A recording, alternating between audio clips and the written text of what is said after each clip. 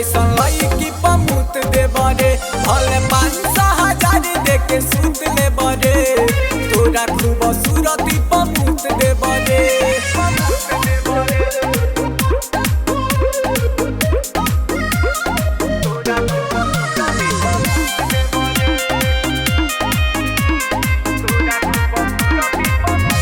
धोखा भरल बा तोहरा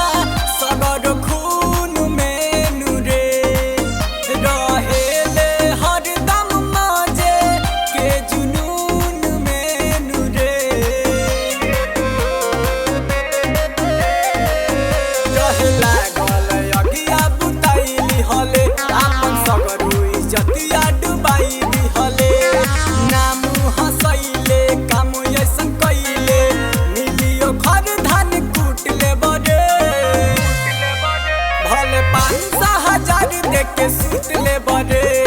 तोरा जैसन लईकी पमुत दे बरे भले 5,000 दे के सूत ले बरे तोरा खूब सूरती पमुत दे बरे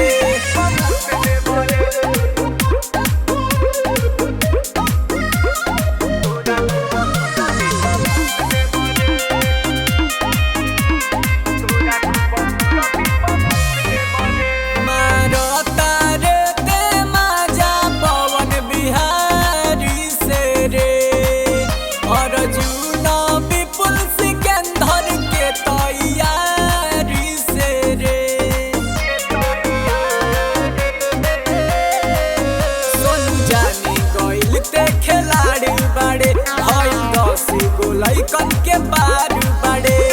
कवाना से ऐसन सलाह हतेली हले बोलबे जदी अब कूट ले बरे भले 5,000 दे के सूत ले बरे तोरा जैसन लईकी पमुत दे बरे भले 5,000 दे के सूत ले बरे तोरा खूब